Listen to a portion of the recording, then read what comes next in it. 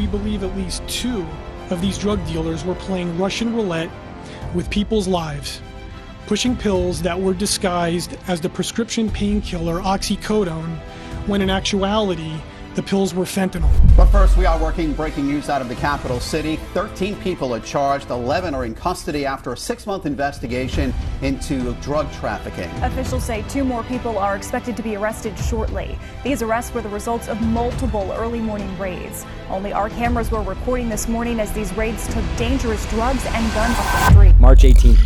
4:47 a.m., rural Whitfield County, Georgia. FBI Special Agent Sarah Chen watched through night vision binoculars as armed guards patrolled a 47-acre compound surrounded by 12-foot concrete walls, guard towers, razor wire, infrared cameras. This wasn't a factory. This was a fortress. And inside those walls, the Sinaloa Cartel had built their East Coast distribution headquarters, 200 miles from the Mexican border, hidden in rural Georgia. The compound sign read American Carpet Manufacturing, LLC. But satellite thermal imaging told a different story.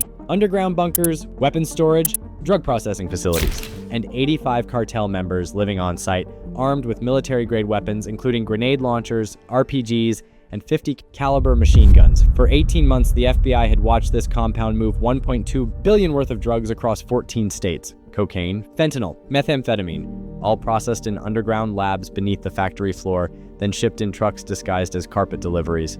The perfect cover in America's carpet capital, but there was something worse.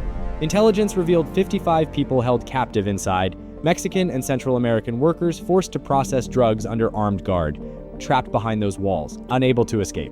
Living in basement barracks, working 18-hour shifts, threatened with death if they refused. In 3 minutes, 300 federal agents would breach those walls. FBI hostage rescue team, DEA tactical units, ICE special operations, all converging on a cartel fortress that had operated undetected for 3 years in the American heartland. Can federal agents storm a militarized cartel fortress without triggering a siege or losing hostages? Hit like, comment, and subscribe before we reveal the most dramatic domestic cartel raid in FBI history. It started 6 months earlier with a routine traffic stop on I-85 in Atlanta. Georgia State Patrol pulled over a semi-truck for a broken taillight. The truck's logo, American Carpet Manufacturing, Dalton, GA. The driver seemed nervous. A K-9 unit was called. The dog alerted immediately. Inside a hidden compartment behind rolls of carpet, 200 kilograms of pure cocaine, street value $7 million. The driver, a Mexican national with no criminal record, claimed ignorance. DEA agents investigated American Carpet Manufacturing, LLC. The company existed. It had purchased 47 acres outside Dalton in 2021 for $4.7 million, paid in cash.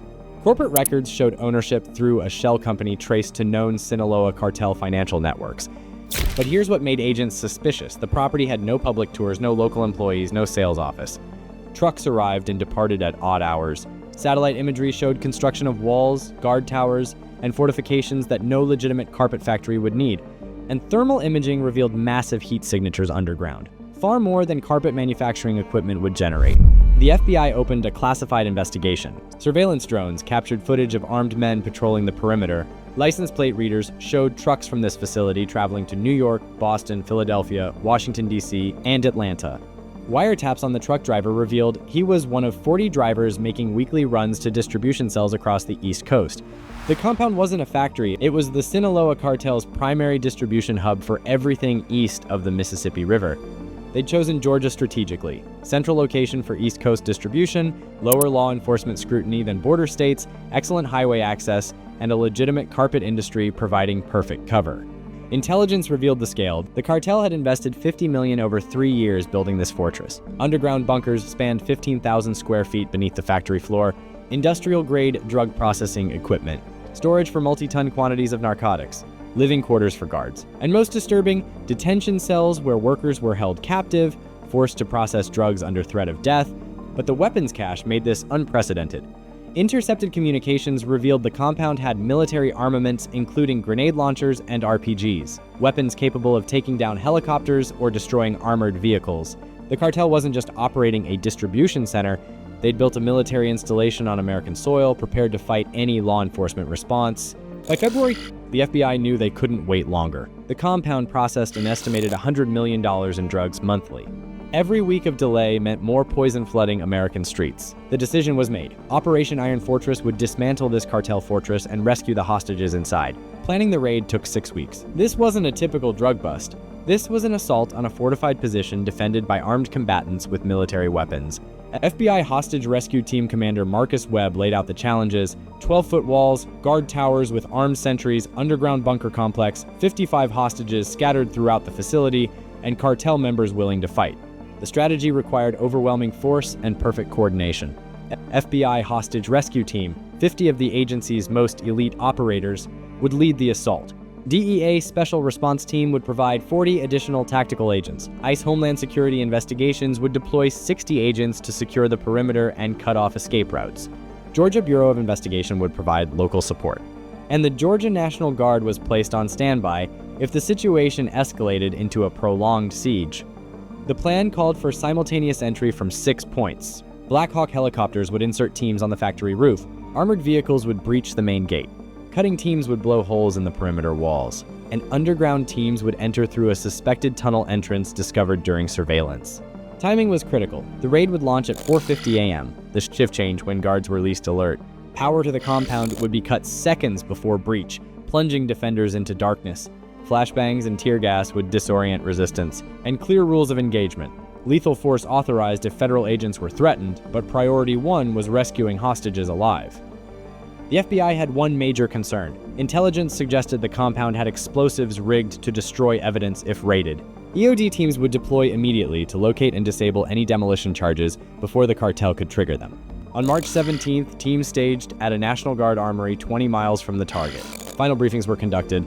Equipment was checked and rechecked. Photographs of all 85 known cartel members were distributed. Agents studied floor plans constructed from drone surveillance and informant intelligence. Everyone understood this was the most dangerous domestic operation most of them would ever participate in. At 4:30 a.m. on March 18th, teams moved into position in darkness. Helicopters lifted off. Armored vehicles rolled toward the compound.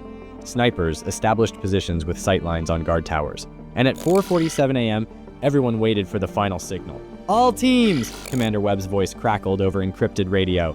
"Execute in 3, 2, 1, go, go, go!" 4:50 a.m., the power grid feeding the compound was cut. The facility went dark. For 3 seconds, there was silence. Then chaos erupted. Black Hawk helicopters roared over the walls, fast roping FBI operators onto the factory roof. An armored MRIP crashed through the main gate, steel doors buckling under the impact. Explosive charges blew 3 holes in the perimeter walls simultaneously, and underground breach teams stormed a concealed tunnel entrance, descending into the bunker network. Guards and towers reached for weapons, but were immediately targeted by FBI snipers using night vision and laser designators. "Federal agents, drop your weapons!" Commands echoed from loudspeakers in Spanish and English. Some guards surrendered immediately, others opened fire. Gunfire crackled across the compound. FBI operators returned fire with precision, using suppressed weapons and advanced optics. Within 90 seconds, all guard tower positions were neutralized. Some guards surrendered, others were wounded and secured. The perimeter was breached. Inside the factory floor, cartel members scrambled in darkness. Flashbangs detonated with blinding light and deafening noise. Tear gas flooded the space. FBI operators wearing gas masks and night vision moved through the facility room by room, clearing spaces with practiced efficiency. "Get down, FBI! Hands where we can see them!" The underground bunkers were more challenging. Narrow corridors, multiple rooms, potential ambush points. Teams descended stairs into the subterranean complex, weapons raised. The first room they cleared was a drug processing lab, industrial equipment, chemical smells, and 3 workers in protective suits who surrendered immediately. Deeper in the bunkers, they found the weapons cache. Room after room of military armaments, 3 M203 grenade launchers, 4 RPG-7 rocket launchers, 2 50 caliber machine guns, and 840 assault rifles stacked like cordwood. Enough weapons to arm a company of soldiers. EOD teams immediately began securing the weapons and searching for explosives. Then they found the hostages. In the deepest section of the bunker, behind locked steel doors, 55 men and women were crammed into barracks-style rooms. Some were crying, others were too terrified to move. United States FBI, agents announced. "You're safe now. We're getting you out." Medical teams rushed in to assess the hostages. Many showed signs of malnutrition, exhaustion, and abuse. Several had injuries from beatings. All had been living in fear for months or years, but they were alive, and they were finally free. On the factory floor, the cartel's compound commander, a Sinaloa lieutenant named Carlos Mendez, attempted to reach a detonator wired to demolition charges. An FBI operator tackled him before he could trigger it. EOD teams found and disabled charges placed throughout the compound, explosives designed to destroy evidence and kill anyone inside during a raid. By 7:30 a.m., the compound was secured. 85 cartel members were in custody, zip-tied and being processed. 55 hostages were receiving medical attention and being prepared for transport to hospitals. The weapons cache was secured, and evidence recovery teams began the massive task of documenting everything inside the fortress. The operation was complete. 0 federal casualties. 3 cartel members wounded but alive, every hostage rescued safely, and a $1.2 billion drug operation destroyed. March 19th, Attorney General Pamela Bondi stood before cameras in Atlanta to announce the results of Operation Iron Fortress. Yesterday morning, federal law enforcement executed the largest raid on a domestic cartel fortress in American history. In rural Georgia, 200 miles from the Mexican border, the Sinaloa Cartel had constructed a fortified compound disguised as a legitimate business. For 3 years, they operated with impunity, processing and distributing $1.2 billion in drugs across 14 states. The evidence documented was staggering. Seized from the compound, 8 tons of cocaine, 2 tons of fentanyl, enough to kill 1 billion people, 4 tons of methamphetamine, 3 grenade launchers, 4 RPG-7 launchers, 2 50 caliber machine guns, 8 40 assault rifles, 67,000 rounds of ammunition, 340 pounds of C4 explosive, $47 million in cash, industrial drug processing equipment, computers containing distribution network data for entire East Coast arrests, 85 cartel members charged with narco-terrorism, drug trafficking, weapons violations, and kidnapping, compound commander Carlos Mendez facing life without parole, all defendants denied bail as flight risks, hostages rescued, 55 individuals freed, Mexican, Guatemalan, Honduran nationals, ages ranging from 19 to 54. Some held captive for over 2 years, provided medical care, victim assistance, and immigration relief. The investigation revealed how the operation functioned. The cartel purchased the property legally through shell companies. They built fortifications gradually to avoid suspicion.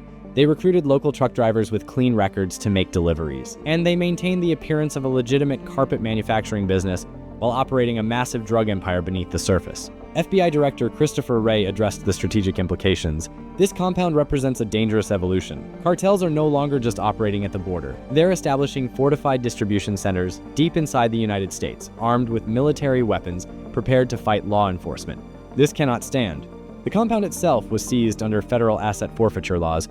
The property, worth $50 million with all improvements, would be sold, with proceeds funding anti-drug operations. The weapons were destroyed. The drugs were incinerated under DEA supervision, and the underground bunkers were filled with concrete and sealed permanently. For the 55 rescued hostages, freedom came with trauma. Many had families in Mexico threatened by the cartel if they tried to escape. Federal authorities provided protection, counseling, and legal assistance. Several agreed to testify against their captors in exchange for legal status in the United States. President Trump addressed the nation from the Oval Office. What happened in Georgia proves that cartels have declared war on America. They built a military fortress on our soil armed with grenade launchers and RPGs, processing poison that kills our citizens. We responded with overwhelming force. We destroyed their fortress, we rescued their hostages, and we sent a message. There is no place in America where cartels can operate safely. Congressional hearings examined how a cartel could build such a facility undetected. The answers were uncomfortable.